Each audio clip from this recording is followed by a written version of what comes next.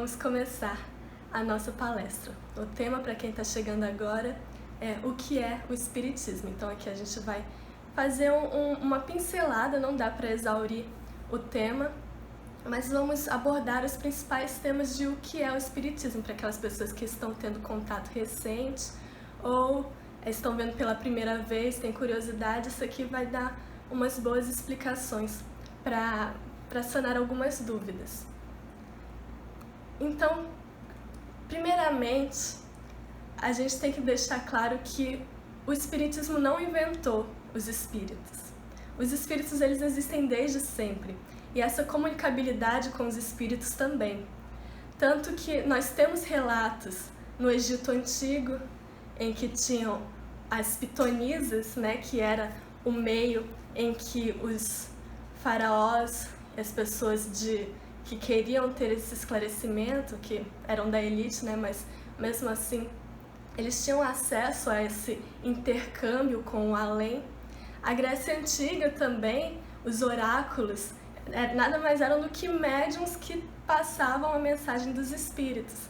Na Idade Média também, muitos casos que diziam que eram esquizofrenia, as bruxas, né, naquela época, na verdade eram muitas das vezes médiuns incompreendidos, pessoas que não sabiam o que estava acontecendo também.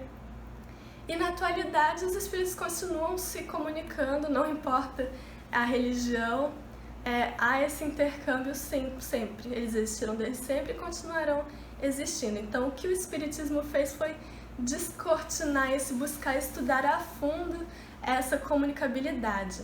Então por isso que é interessante essa questão do Allan Kardec. Mais à frente eu vou falar que ele foi um dos primeiros que se interessou em estudar a fundo, de uma maneira sistemática, como que ocorria essa comunicabilidade dos espíritos, né? Que não era novidade, mas o que acontecia. E é interessante que quando ele começa a estudar, ele diz em uma das passagens, eu acho que está em uma das edições da Revista Espírita, ele diz que quando ele perguntavam quem eles eram, eles mesmos se intitulavam Somos Espíritos. Então não foi nem ele que deduziu, falou assim, devem ser espíritos. Não, eles já se nomeavam assim. Então, para a gente ver que tinha algo por trás de tudo isso, não foi nada inventado. Foi apenas codificado e sistematizado para que a gente tivesse um entendimento melhor desses fenômenos. E a questão é que há muito tempo, por volta do século XIX, esses fenômenos eles eram muito mais comuns do que eram hoje, porque havia necessidade que isso fosse comum. Era o nascimento dessa consciência de que havia essa possibilidade de comunicabilidade. Por ser tão frequente assim, esses tipos de fenômenos aconteciam em várias partes do mundo. Mas o primeiro que se tem relato foi nos Estados Unidos, com as irmãs Fox. O que aconteceu é que a família inteira morava numa casa, bem tipo uma cabana, e eles eram muito importunados por umas batidas que não acabavam nunca. E eles não estavam mais entendendo o que era, e uma das irmãs resolveu falar assim, eles achavam até que era o diabo, né? E falou assim, Senhor Diabo, se for você, dê 2 batidas. Aí ele deu 2 batidas. Aí, você é um espírito? Você morava aqui? Se for sim, dá 3 batidas. Aí ele dava o tanto de batida. E aí eles foram aperfeiçoando isso a partir do momento em que eles tiveram noção dessa comunicabilidade. Eles falaram que o número de batidas ia ser relacionado à letra do alfabeto. Então, se queria a letra A, 1 batida, a letra B, 2 batidas. E assim era o início dessa comunicabilidade bem rudimentar. E foi assim que surgiu o espiritualismo moderno nos Estados Unidos, que ainda não era o espiritismo como nós conhecemos hoje. O que aconteceu é que esses fenômenos eles foram acontecendo no mundo inteiro, até que chegaram na França inevitavelmente, onde tinha um solo muito fértil para que Allan Kardec pudesse codificar o espiritismo, porque foi logo depois do iluminismo, em que a razão e a ciência imperavam. Então, quando ele ficou sabendo desses fenômenos, ele se interessou com o olhar de cientista. Ele se interessou para saber, mas isso aqui me parece magnetismo, né? Era o fenômeno das mesas girantes. O que acontecia é que as mesas saíam e começavam a ficar girando, um negócio muito louco naquela época. E ele pensava assim, isso deve ser magnetismo, que era uma força, uma ciência muito estudada naquela época. Aí eles falaram assim, pode ser, mas você já viu que tem algumas mesas que respondem? Aí ele, mas como assim? Eu só vou acreditar se vocês puderem me provar que por trás dessa mesa tem um cérebro, tem algo pensante que pode responder. Porque se eu perguntar, como é que a mesa vai saber sim ou não?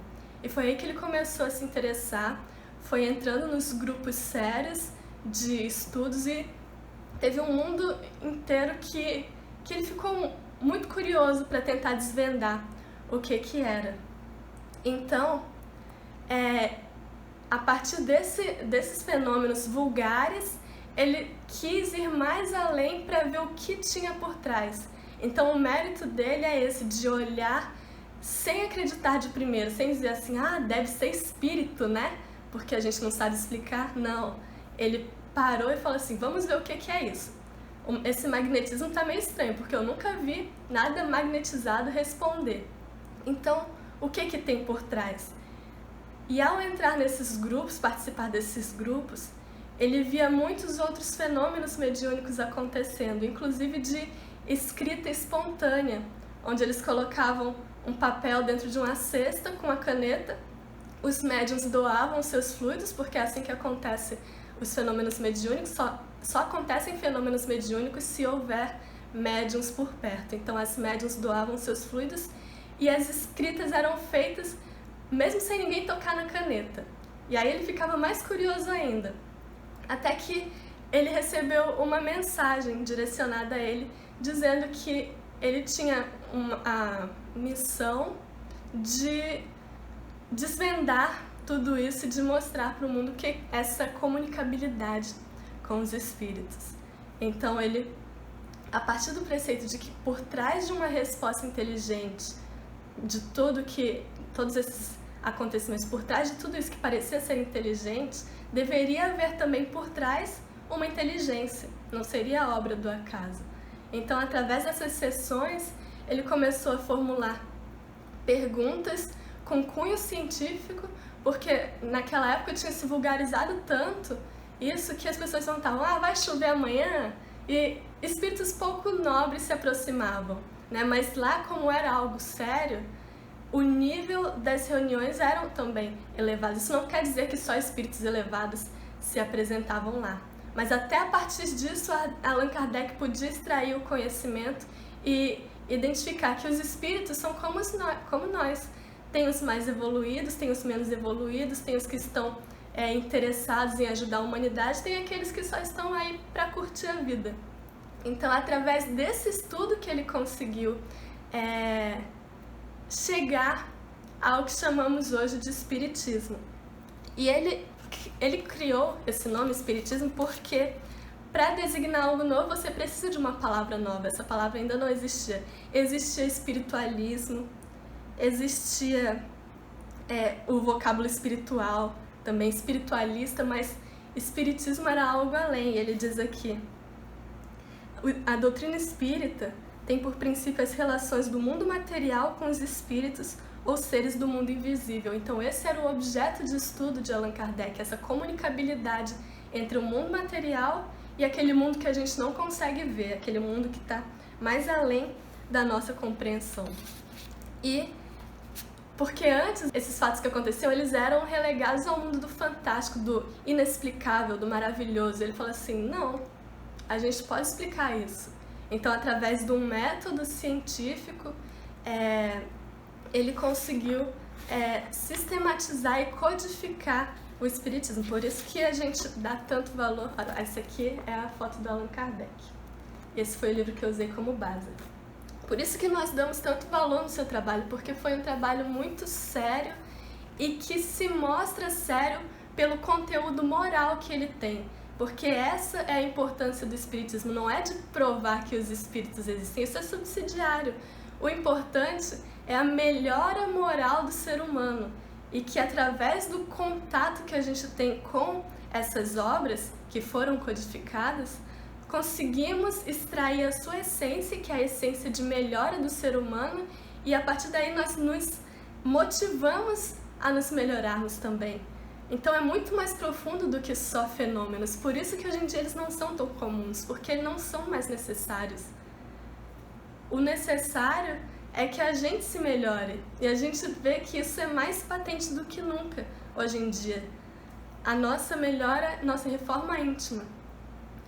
E Allan Kardec também trouxe a questão de que a doutrina espírita tem um tríplice aspecto: científico, filosófico e o religioso. É como se fosse um triângulo em que numa base fica a ciência, na outra filosofia, que são o que fazem a que a gente reflita sobre o mundo atual, mas no topo fica a religião, que é a partir da religião que a gente consegue estabelecer essa conexão com o divino. Então, o aspecto científico é porque, além de ter sido fundada e estudada por método científico, tem como objeto esse fenômeno da comunicabilidade com os espíritos, e teve a conclusão de que existe alma, de que ela é imortal, e os espíritos vêm nos trazer isso. Além do mais, Allan Kardec diz que o espiritismo deve acompanhar a ciência. Se a ciência disser uma coisa que não está de acordo com o espiritismo irá reformular para acompanhar a ciência, porque os dois são juntos, não são excludentes. Um complementa o outro. Então, foi a primeira vez que uma religião tomou esse aspecto para si, de que a ciência e a religião não se excluem. Uma pode explicar a falta da outra. Aonde não pode explicar com a religião, você explica com a ciência. Onde você não explica com a ciência, explica com a religião. Então, foi a primeira vez que ele trouxe isso de uma maneira muito inovadora. O aspecto filosófico diz respeito a quando nós buscamos a razão, buscamos o bom senso. É ter essa fé raciocinada de não aceitarmos o que nos é dito de primeira. E é isso que a filosofia nos induz. De você mesmo chegar às suas próprias conclusões a partir do que te é apresentado. Tanto que nós não forçamos ninguém a se converter espírita, nós apenas apresentamos as nossas convicções, e através dos nossos atos as pessoas vão identificar se isso é bom ou se é ruim, se é algo que elas querem ou se não querem. Ninguém é forçado a nada. Então, esse aspecto filosófico nos faz buscar respostas, buscar entender o como e o porquê das coisas, buscar entender o problema do ser, do destino e da dor. Isso tudo faz com que a gente, através desses estudos espíritas, tenhamos as respostas para isso. E o aspecto religioso, que é aquele que faz com que tenhamos uma conexão com o divino, é porque segue os preceitos cristãos com base na moral de Cristo. Muitas pessoas pensam que porque nós usamos o Evangelho segundo o Espiritismo, a gente não usa a Bíblia, né? Mas na verdade o que tem no Evangelho são trechos da Bíblia explicados por espíritos que já foram e que vêm trazer o que eles tiraram de tudo isso. Espíritos falando mensagens belíssimas sobre a caridade, sobre a fraternidade, sobre o amor, e mostrando como que vale a pena nós nos dedicarmos a isso. Então esses preceitos cristãos são a base para a doutrina espírita. É muito mais profundo do que só fenomenológico. Diz respeito à moral, diz respeito ao reconhecimento de um Deus justo e bom. Então foi assim que na França, Allan Kardec deu início à doutrina espírita, que veio repercutir aqui no Brasil de uma maneira muito forte, tanto que nós temos mais espíritas no Brasil do que na França hoje em dia. E um dos fatos para que isso tenha se dado foi por causa de Chico Xavier, que psicografou inúmeros livros, mais centenas de livros, e que a partir do seu comportamento moral foi respeitado. todos os livros que ele psicografou, ele não atribuiu a si crédito nenhum. Ele se dizia um instrumento falho ainda. E quem o observava via que, na verdade, ele era uma pessoa muito iluminada, que era pura bondade, era o exemplo mais próximo de o verdadeiro cristão reencarnado aqui no Brasil. Então, Chico Xavier difundiu, através das suas obras, o espiritismo no Brasil de uma maneira muito, muito forte, porque ele vivenciou aquilo que ele psicografava. Ele vivenciou, dedicou sua vida à doutrina, ao amor, à fraternidade, e não buscava ser reconhecido por isso, não buscava a vaidade, muito pelo contrário. Então a sua própria vivência foi o alicerce para que as pessoas tivessem a confiança de que aquilo que ele está passando realmente é verídico. Então, como eu falei, o espiritismo atualmente, através dessas novas explicações dos espíritos que vieram pelas obras de Chico Xavier, nos vem trazer de que há sim essa comunicabilidade com os espíritos, isso é normal. Todos nós, em grau maior ou menor, nós temos essa aptidão, nós temos uma mediunidade, mas isso se alinha melhor quando ela está desalinhada com o nosso autoaperfeiçoamento, o nosso autoaprimoramento, a reforma íntima. É isso que vai trazer o equilíbrio para a nossa vida. Então esse é o principal aspecto do espiritismo, que vem dizer quem somos, onde estamos, para onde iremos, né? Quem somos? Nós somos espíritos imortais, vivendo numa caminhada em que vamos progredir cada vez mais. Aonde estamos? Nós estamos provando os nossos valores em um mundo de provas e expiações. Se tivermos sucesso, continuaremos aperfeiçoando esses nossos valores até que sejamos seres humanos relativamente perfeitos. E para onde iremos? Inevitavelmente, nós iremos para a luz. A luz no sentido de evolução, nos tornando esses seres relativamente perfeitos.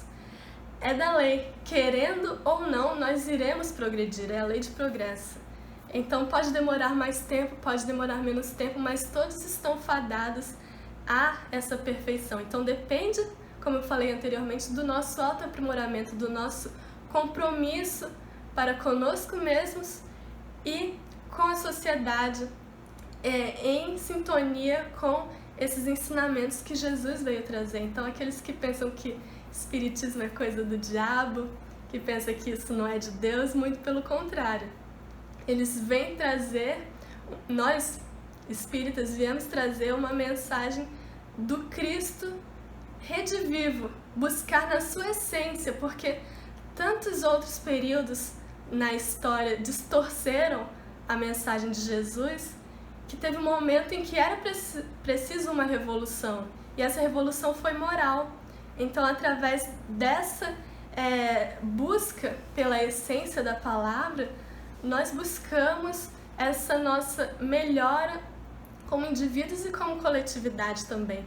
Esse é o sentido do espiritismo. Então, os seus aspectos principais que a gente tem que ter noção são a crença em um Deus único, bom e amoroso. Não é aquele Deus que castiga, não é aquele Deus que vai nos mandar pro Tártaro ou pro fogo do inferno que queima incessantemente. Não é esse Deus.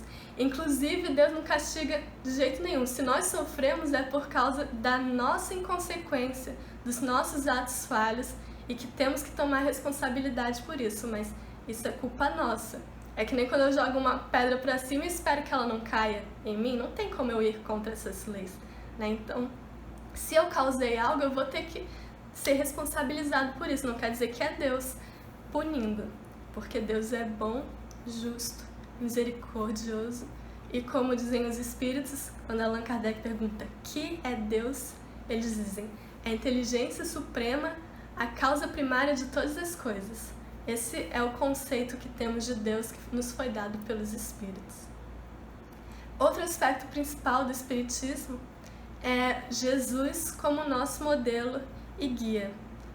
Como eu falei, é o cristianismo redivido, então nós buscamos seguir na essência da palavra do Cristo, buscamos seguir o seu exemplo, tendo sempre a fé raciocinada, a fé e a razão. Por que eu estou fazendo isso?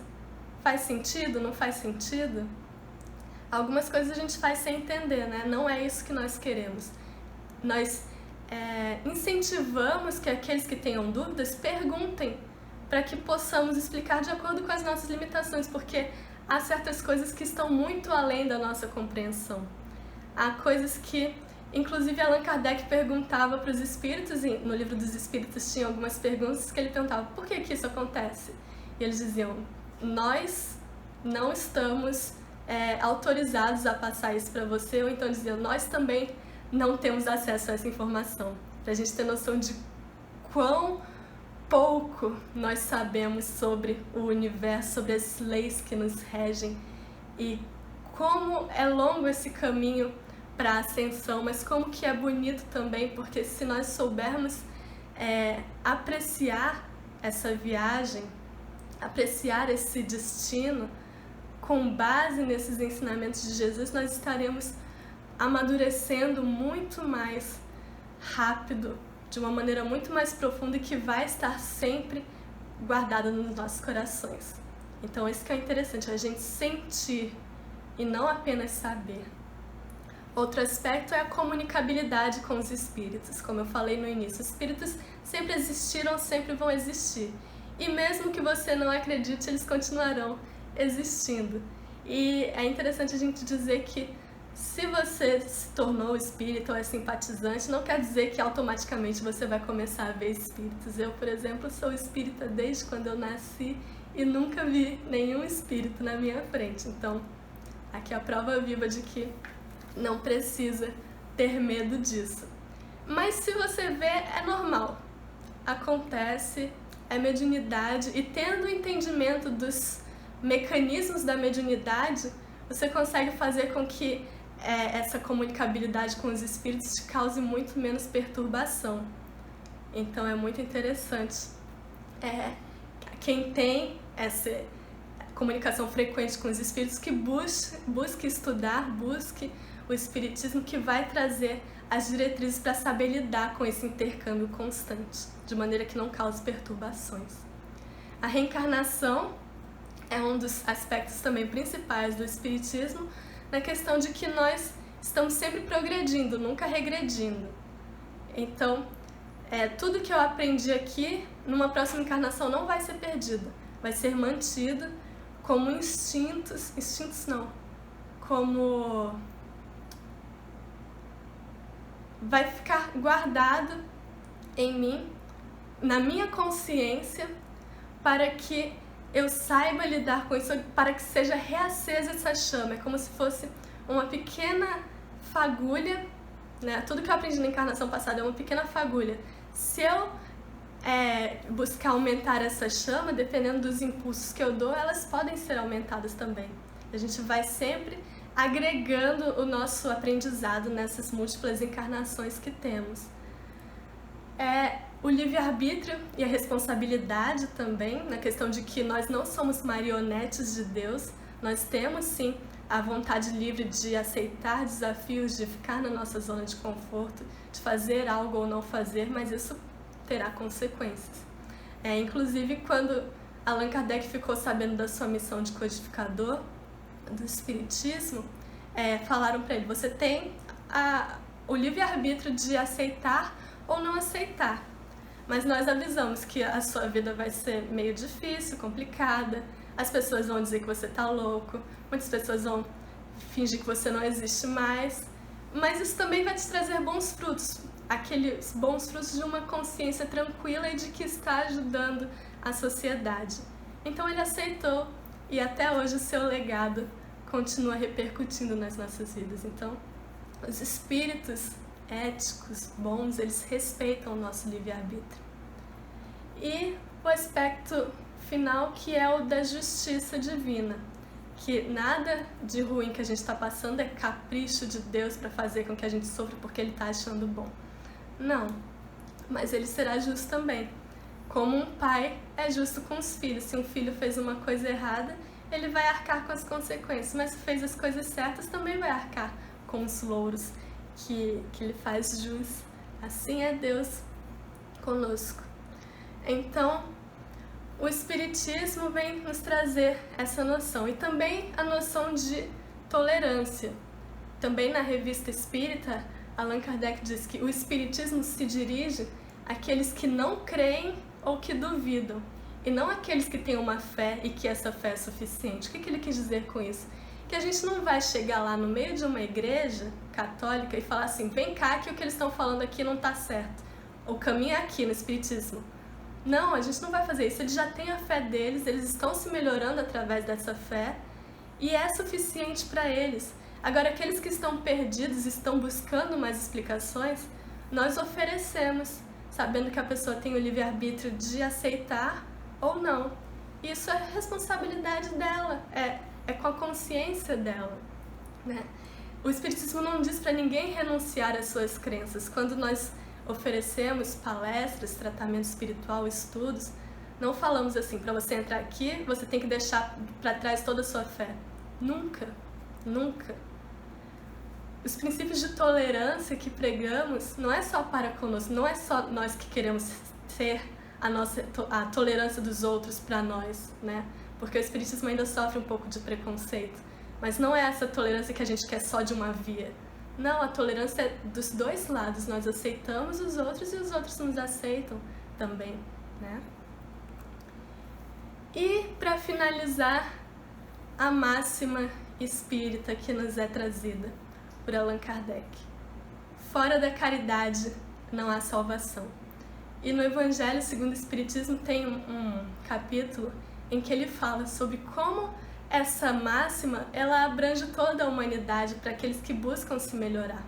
Se ele falasse fora do Espiritismo não há salvação, estaria excluindo tantas pessoas que fazem o bem, que estão tranquilos com a sua consciência, mas só porque não são espíritas não vão ter a salvação? Não. Se ele falasse fora da igreja não há salvação, novamente estaria excluindo. Então ele fala fora da caridade, porque é o denominador comum de todas as religiões. Pode ser o judaísmo, o cristianismo, os hindus, todos eles têm como máxima fazer o bem ao próximo, fazer ao outro aquilo que você gostaria que fosse feito a você. Então, essa é a máxima em que a gente se pauta. Fora da caridade não há salvação, porque onde há caridade, há fraternidade. Quando enxergamos o outro como nosso irmão, estamos a um passo de reconhecer que nós todos formamos essa família universal. E assim nós conseguimos ter um olhar mais compadecido, sem julgamento do que o outro está passando. Tendo esse entendimento de que nós podemos auxiliar de acordo com as nossas capacidades, se nos é dada a oportunidade, que nós podemos agir também, porque o outro é o nosso irmão. Então Allan Kardec diz que esse fora da caridade não há salvação é a consagração do princípio de igualdade perante Deus e de liberdade de consciência. Tendo essa máxima como regra, todos os homens são irmãos e seja qual for sua maneira de adorar a Deus, eles estendem as mãos e oram uns pelos outros. Então é isso, essa liberdade de consciência, o respeito mútuo, as virtudes todas, elas são reflexo desse ensinamento de Jesus, que é o que nós buscamos através do Espiritismo para a nossa vida, e ajudar e divulgar para os próximos, para que eles tenham noção de como isso é reconfortante, é libertador e como traz uma paz de consciência, um entendimento além da nossa imaginação, né, de que tudo está conectado, tudo faz sentido, porque Deus é soberanamente justo e bom. E nós tendo responsabilidade disso, agimos com caridade, agimos com amor, buscando deixar de lado a vaidade, deixar de lado o orgulho e cultivando essas virtudes que nos foram demonstradas por inúmeros exemplos em que Deus manda para que nos espelhemos também, em todos os credos. Seja o nosso Papa Francisco, na Igreja Católica, seja um Dalai Lama, sempre teremos alguém com as virtudes que vão muito além da religião. Então essa é a mensagem de que todos somos uma fraternidade, somos irmãos, parte dessa família espiritual e que com base na caridade conseguiremos progredir nessa lei inevitável que é a lei do progresso.